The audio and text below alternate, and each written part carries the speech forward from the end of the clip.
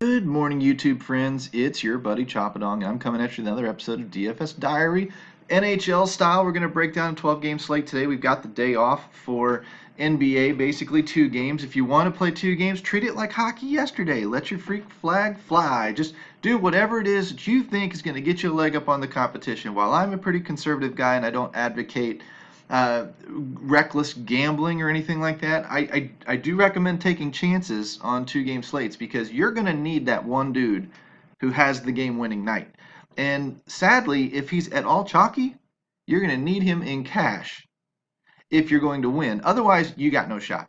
There's limited options in 2 game slates. It's very, very hard to cash if somebody does have one of those big nights. Sometimes they come from the bench, sometimes they come as stud starters. Whatever the case may be, you're going to have that guy in both cash and GPP formats to win. So in that case, in a lot of cases, I just take the cash stuff, kind of throw it out the window, and on 2 and 3 game slates, focus largely on tournament type stuff. If you want more information like that, of course, you can find me at dfsarmy.com. I am content editor, lead content and coach inside dfsarmy.com. Use code CHOP, C-H-O-P, can't even spell my own name, down there in the comments section. Click the like and subscribe button while you're down there. Let's dive into a little bit of NHL content today. We'll come back again later. I said this yesterday. We'll come back again later with box checkers. The research station is up for NFL, and we'll make that a separate video. We'll dive in and try and make this one a little bit short. I'm going to show you our tool, our research station today, right after I tell you, run out to Twitter, give me a follow at Choppadong. Help me fund the January sweeps contest I've got going. Got 9 retweets yesterday. I mean, again, small potatoes. I'm not Kim Kardashian. I'm not going to just tell somebody go retweet me and get thousands of retweets. I want to be that guy, though, because the more people that I find and the more people that I help get into the army, the more subscriptions that I buy as a thank you to all of you for helping me spread the love. So help me with that little bitty contest. We're about to buy our second subscription of January, or at least open it up for 2. If I can get a couple of more new people to sign up, then that triggers my threshold for unlocking that second subscription. So maybe 2 guys will win it, but we need your help in pushing to keep it going. NHL, I'm going to show you Daily Fantasy Nerd really quick. It's the fastest way I can think of to show you who the high implied team totals are. A couple things about big slates like this. Number one, ownership is suppressed because there are so many options. It gets diluted. Don't worry so much about ownership. Don't worry so much about hiding within the chalk or getting off of the chalk or any of that. You don't necessarily need to do that on big slates like today. Option number 2, play smaller slates. If you have a game plan and research in the time of your day where you can process a 4, 5, 6 game slate really well, but 12 games gives you trouble, play a smaller slate. That's going to open like this late one might have 5 games, 9, 9, 10, 10, 10, 30. Play a smaller slate. Then you're going to need to do some of that stacking and stuff because on these large slates for cash games, you're going to want to avoid stacking for the most part. It's gambling unnecessarily. You're going to want to spread out, take high floor guys, and that's where we're going to focus this video on, showing you how to find that inside our research station. But when you're looking at the smaller slates, sometimes you have to draw some lines in the sand and hit something really hard to get yourself up and over some of the GPP thresholds and whatnot. So my recommendation to you would be avoid stacking on the bigger slates in cash games. Obviously in GPPs, do what you got to do to nut the slate, but you're going to spread out more on those bigger slates in cash games. So that's what we're going to focus on today. But we still want to find the high implied team totals and make note of those and still see who Vegas thinks is going to do the damage tonight, because that's what we're going to, and we're going to typically pay up for a goalie. Hopefully we got a lot of options tonight. Hopefully we find one that we like. So let's just start there with goalie, and we'll come back to ITTs. Win percentage, sort by win percentage. It's one of the easiest ways to find a goalie. It's going to peg your big money lines, your big favorites, your minus 200s and whatnot. Freddie Anderson, 9,300, pretty expensive. Same winning percentage for Peter Mrazek. I don't know about you, but that kind of appeals to me, especially considering he's cheap, and even at 18 points instead of 21, he's got a 2.6 value rating. This is all stuff you can find over on our research station. It's graphically, it's presented here really nicely, and it's really fast to sort through. So I kind of look at this as a secondary resource. If you wanted to go with Fleury, Ben Bishop, Bobrovsky can be really up and down, so be a little bit careful. Some of these guys, I just You might dig into Mrazek a little bit, but I just this right here is just got my trigger tripped, and it's just one of those things where I'm gonna get hung up on something like that, and I don't mind. There's a lot of short-term luck in daily fantasy sports, and as long as you continue to put yourself in good spots, indicated good spots, big favorites. And and expensive goalies tend to be consistent. So that's a good thing. This is telling you Mrazek might not be all that consistent, obviously. And I haven't seen his name a lot this year, so I'm going to assume there's either been some injuries or something there. I haven't rostered a Carolina or a Detroit goalie, I don't think, but maybe once all year. Just not in the habit of looking to those teams for my goaltending because they're not, they're not the Clayton Kershaws of the world. But this is a spot tonight where you might give that some hefty consideration.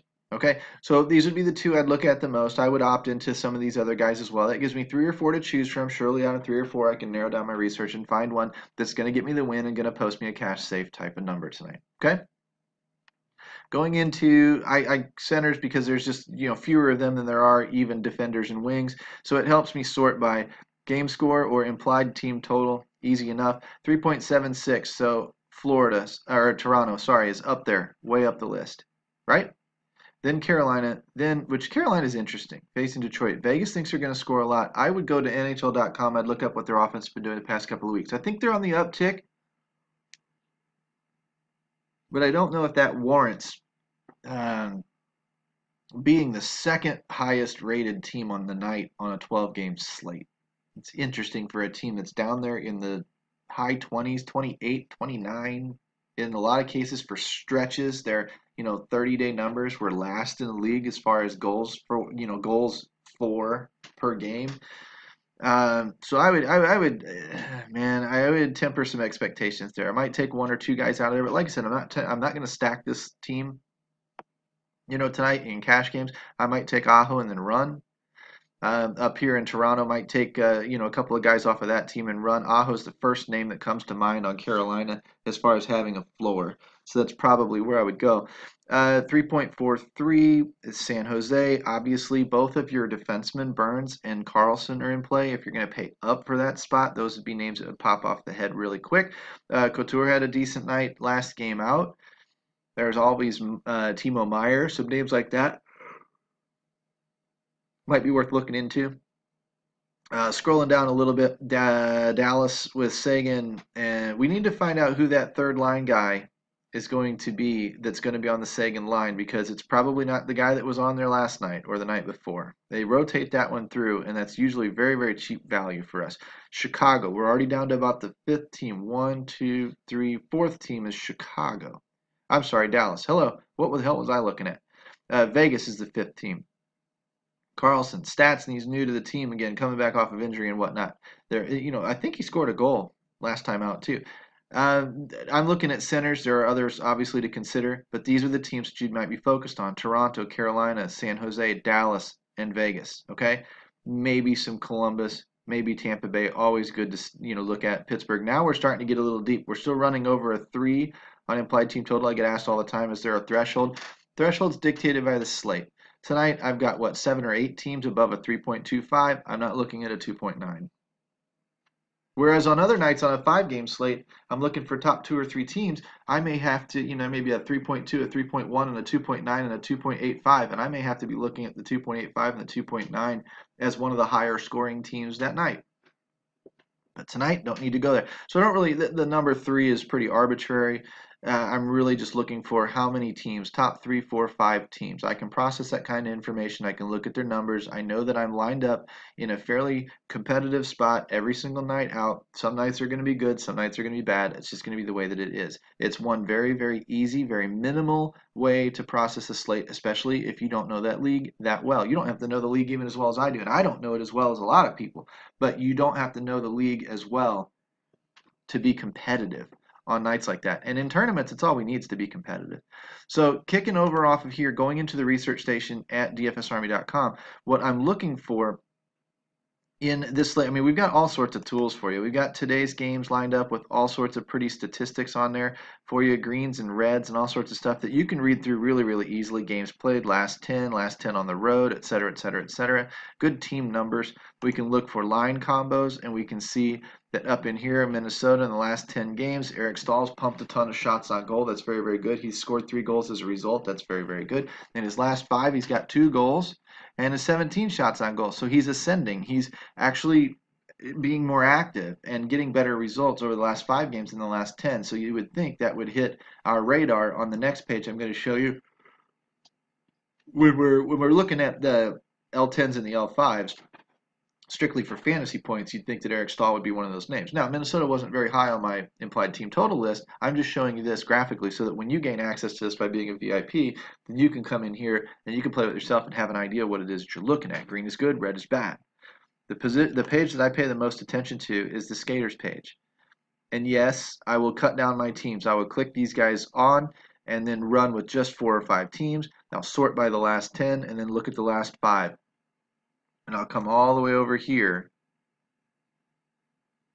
and look at the last 10 games sorted, and then I'm going to look over here further at the last 5 games and see if this number is running above or below. If you followed any of my stuff, you know that when it's running above that 10-game number, it becomes a buy signal. When it runs below it, it becomes a sell signal. Pricing cannot keep up with the production, the swings, the ups and downs, and the volatility of the game. So we can get a little bit of a hint as to who might be a bargain on a site, whose price hasn't quite caught up with his projections yet. The problem is his projections or production has to continue one more game.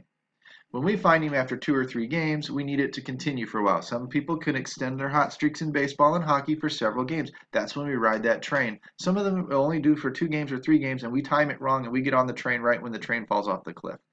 That's just hockey. But that's typically what we're looking for, buying and selling signals, if you follow that stuff that I do. Today, I'm going to do something a little bit differently, though. I'm going to go sorting by shots on goal and blocked shots. This is my metric. Very simply stated, it adds shots on goal and blocked shots together. Why does it work? Because activity leads to opportunity, or opportunity leads to opportunity would be time on ice. We look for guys with a lot of time on ice, 20 minutes or more. We're looking for guys who shoot the puck or block shots. They're weighted the same in your fantasy score and production, but you can agree that if you don't shoot the puck, you can't score. You can't score a goal. So typically, yes, we have guys that are more accurate than others, but typically the more you shoot the puck, the more goals you're going to score. So that stands to reason that if we're chasing goals and assists and things, we need a guy who's shooting a lot of pucks. Shoot the puck, get a kick out, get a rebound, that guy puts the puck in the net, boom, you get the assist for it. So activity leads to production. This is an activity metric that builds a floor for you so that you can then assess the situation. So I've got Erik Karlsson, Dylan Larkin, Alex Pietrangelo, who may or may not still be hurt. It's shameful. He's my own St. Louis Blue. I think he's still hurt. I'm not sure. But I haven't used him for a while lately. And in such a short-term memory sport like hockey, man, I don't know what to tell you. These guys flash in and out of my memory, and I can't remember the last time I used Petro. Josie's been okay lately. Giordano, Seth Jones. Lots of defenders up here because of the shots and the blocks. They get both. And they end up with these high floors. If we can find forwards, like a Dylan Larkin with a high shot, man, he's super special. Sebastian Aho, there's 2 of them on here. You're going to have to figure out which one's which. One's a defender, one's a centerman. The Carolina one's the one we want. The other guy typically isn't even in play unless he's even in the league. Problem is he's duplicated here. So I'm hoping that it's using the Carolina guy, although it says don't play the guy from the Islanders. There's the Islanders guy on top. This is the one you're looking for, is the Carolina guy. Anywho. Scrolling back over here to shots on blocked floor, okay? Let's go through and find some playable guys tonight on a slate where we're not going to be doing a lot of stacking. Let's take off the third line guys. Whoops. Need to get the first line highlighted back in there. Click the wrong button. See if we can turn that second one blue as well. Please. And thank you. And then I'm going to click off the X when I can over here on the power play. I want guys on top 2 lines. I want guys on the power. Third line guys are kind of okay when they're running hot, but I'm not going to use them for these purposes today. I'm going to talk about centers first. Let's actually scroll back over here, make sure that it's still sorted in descending order. Should be. Sometimes that'll mess with us. When we start going position by position, sometimes that'll mess with us. Let's look at our centerman first. All right. I don't even need to look to know that these few guys here are going to be high cash floor guys. Now I would be looking for teams, Detroit were they on the high scoring list? Carolina was. So there's the Sebastian Aho we're looking for. Toronto was. So Tavares is definitely in play as somebody who would anchor your cash lineup. Toronto again with Austin Matthews. Dallas,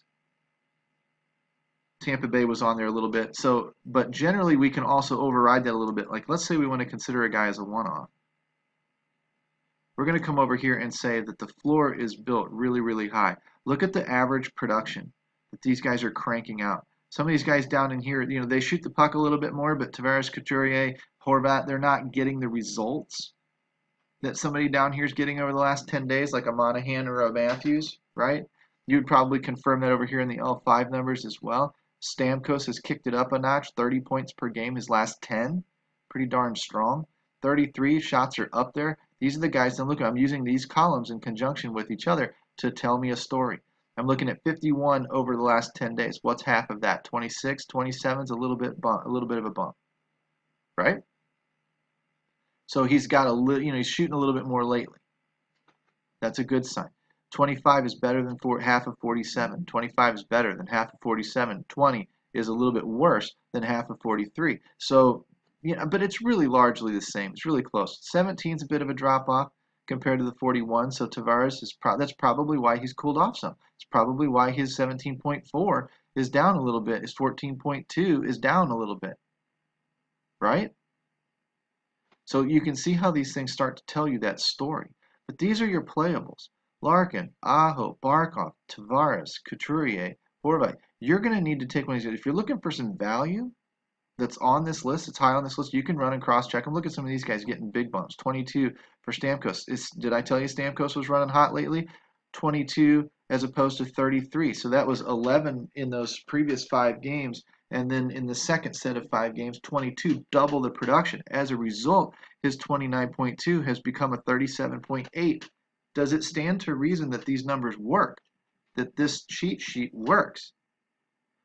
His FD last 5, his Fanduel last 5 is above his last 10. He's running hot. His last 10 is ridiculous at a 29. 33 shots on goal and blocks, shots on goal and blocks, but it's double over the last 5 games than it was over the previous 5 games. So he's kicked things up a notch. As a result, his scoring has come up a notch. All right, am I speaking French here? Stamkos, if you really liked Tampa Bay, they're what, 6th or 7th team down the list? But if you really liked Tampa Bay, he's as good as it gets right now. So you're going to have a good game tonight? I don't freaking know. But I know that if I rostered him over the last 5 games, if I was on this train, 5 games ago I would have told you he's cold. But he's turned it around. We've seen a few games. He's now bumping up there. Now we can maybe get on that train and ride it for a little while. Because as of right now, if he's producing at 37 points per game, for crying out loud, he's a $13,000, $14,000 player. There is no such thing. So he's a value at whatever his price is. You're going to have to come over here and look for out-of-place salaries. 5,600 Horvat. 5,600 Barzal. These are guys that are producing high shots on goal, floors, and getting a little bit of production. Animasov getting a little bit of production. And they're in here competing with $6,000 and $7,000 guys. Again, value, and that's what you need in your cash games. So when I come down here to defense, take a quick run through this. We'll only be here another 2, 3, 4 minutes. I'm showing you how to use the tool. It's the easiest way you can possibly do to compile your own little list tonight and run some guys out there. Josie, Giordano, Seth Jones, Chris Letang. Letang's been on the list for a while. Burns, shocker, the San Jose Brent Burns is up there. Where's Carlson at? Where'd he go? He's down the list a ways. Weber, Treba, Parayko. Parayko's a decent cheap one in St. Louis. 4,100 on this list of $5,000 and $6,000 guys. Look at this. Go all the way down here. Where's the next 40? Here's the next $4,000 guy down in here, right? 3,800 for Ben Hutton. Parayko's way up the list. Hello? Nobody's taking him. Why? It's St. Louis. People are in the habit of thinking St. Louis sucks. They don't realize that Parayko was a second and third pair defenseman, and when Pietrangelo got hurt, Parayko got inserted on the top line with the top power play unit. Shots and blocks are going to follow. And guess what? So is production, because St. Louis's power play isn't terrible. They're not a good team this year, but their power play isn't terrible.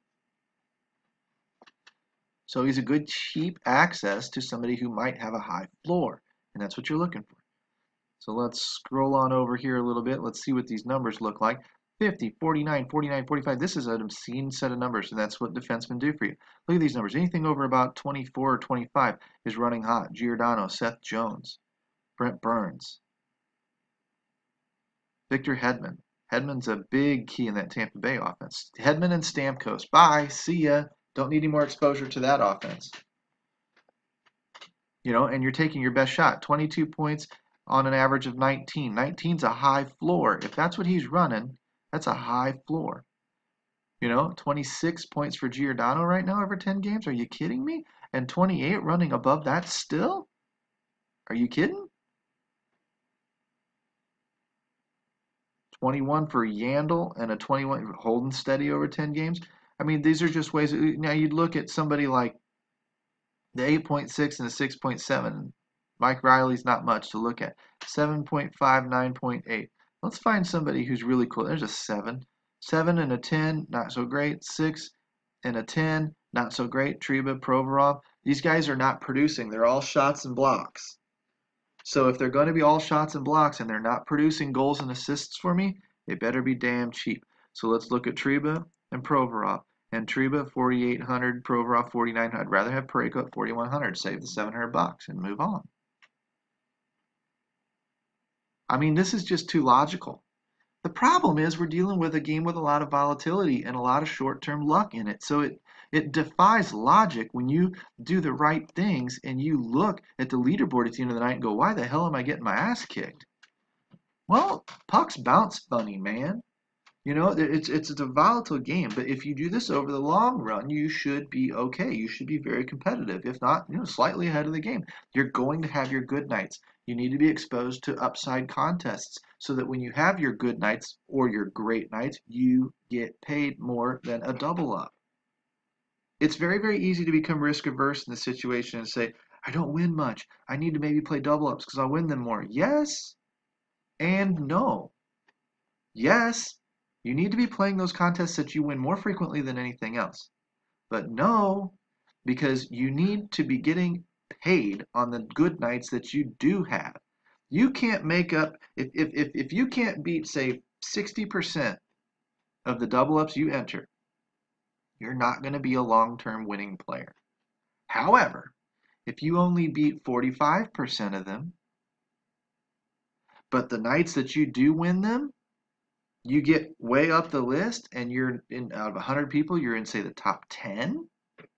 Guess what? You can play 10-man leagues, 20-man leagues, 100-man leagues. You can get your butt paid that erases some of that 15% of the time that you're not beating the 50-50s that you should be to be a long-term. You can be long-term profitable if you get good at hitting those 100-mans and those 20-mans and those other leagues, because what you're doing is you're putting most of your weight in those 50-50s, but you're putting some smaller portions of it in the higher risk contests so that when you do hit them, you get paid. And they pay in multiples of 3x, 5x, 10x, 20x, 25x in some cases, and that replaces a lot of the damage that you did. It's the whole ladder strategy. If you don't know that, you need to come inside, be a member, and you need to ask me about it. I can teach you for whatever budget you have. If it's $5 a night or $5,000 a night, I can show you how to properly allocate your budget. That's what I do. Going back to the wings, again, Timo Meier. Did I mention him earlier? I sure did. Pasternak, Kane, Dadonov, Gallagher, Cam Atkinson, whatever. Let's look for some out-of-place salaries. When 6,200's on the top with $8,000 and $9,000 guys on the slate, 6,200's pretty darn good. Pretty good value, right? So 6,000, Gallagher's a nice little value. Brian Rust has been a nice value lately. Case has been a standard in Anaheim lately that we've been using. 3,800 for Vetrano. I see his name on there a lot. I don't use him nearly enough. Svechnikov's another one that I've used quite a bit, but I mean, there are names these are guys that you might be punching through for value. These are guys that are carrying a high shot and block floor that are cheap. You might want to center yourself around a couple of value picks. It's another way to build a lineup. Lock your goalie in there, grab a wing, maybe a center, a defenseman, somebody that's way out of place on that list. Lock, lock, lock, and then free up all of that average salary remaining. If you pay attention to that like you should, you get your first 2 or 3 value players in there, and that thing goes up from $5,000 to $6,000 to $6,500 left over per player. Now you can buy Stamkos. Now you can buy Connor McDavid. Now you can buy whatever, and it's not going to cripple you. The worst thing to do is what beginners do, which is start from the top and say, okay, I love Connor McDavid, and I love Draisaitl, and I love Nathan McKinnon, and oh my God, I've only got $4,000 left per player. I need 8 punts. That ain't going to fly, man. You need to manage that money as you're building that roster. Maybe someday we'll walk through that. That's just another thing I need to write down, but maybe we'll walk through that. What I'm looking for, shots on goal and blocked shots again, though, is those prices that are out of place. And Timo Meier's way up there, leading the league in the last 10 games in shots and blocks. His 19.5 average, 19.8, he's holding steady at that. 19.5, 19.8 is over 3x value at a $6,200 salary where he was. So honestly, he's still bringing good value. Run him out there. Great cash play tonight. Pastrnak, if you really want to get into it, Boston's been coming back a little bit. But he's 24 over his last 10 and 24 over his last 5, 44. Fine. I'd rather save the money, and I'd rather get Timo Meier for cheaper. You know? That doesn't mean that Pasternak's a bad play tonight. He might score 2 goals and Timo Meier might get blanked. I don't know. Patrick Kane, Dadonov, these are guys that are up there in these numbers, and we're looking for numbers like this. 30.1 over a 23. Brad Marchand, hello. Not normally a cash safe player, but if he's running his hot that 5 over 10 games, definitely worth looking for, and obviously stacking with Pastrnak because you're getting both of them bang for your buck. Looking down here a little bit more, anyone else streaking? 24 out of Kucherov and Stamkos. Down a little bit off of his 29. Probably because his shots are down. 33, 14. It's less than half. Of course, his shots have fallen off. His points have fallen off. Hello! 24, Brock Beaser. There's a Horvat stack. Mini stack if you wanted to run it. I'll mini stack on big slates like tonight when I find good value in it. 24 over his last 10, 22 over his last 10, 24 over his last 5. Running a little bit hot. Good mid-range value, potentially. But this is how we use the tool to sort through here and find these names. If you want more guidance, you want more help, follow me, hit the like and subscribe button down there, hit the notification bell so you see when I put a new video out. I always walk through these things wherever the wind blows me, just trying to impart as much knowledge as I can in you. But if you really want the knowledge, the way that it's going to flow, you need to be a VIP. You need to get in here in our coaching channels. You need to ask me questions. You need to discuss things. You need to ask, what did you mean in your video by that? And I can go back and I can take the time with you personally, whether it's in our group rooms or whether it's one-on-one, and I can guide you through showing you what I mean. I have made personal videos for people before explaining what I say out here for them once they come inside. The DFS Army is the closest you're going to get in the DFS industry to a true coach, to somebody who truly cares. And I'm not going to toot my own horn and say that I'm like the best ever, because I'm not going to say I'm the best coach ever. I'm going to say I'm probably the most committed.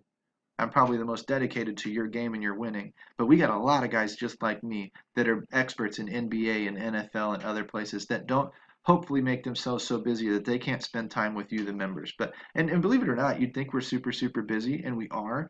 But I'm not so busy that I've got 15 guys banging down my door every day. I spend time with those that poke their head up. When they don't talk to me, I don't talk to them other than sharing generalized tips. But when they do talk to me, I spend as much time as I can with them to get their head right.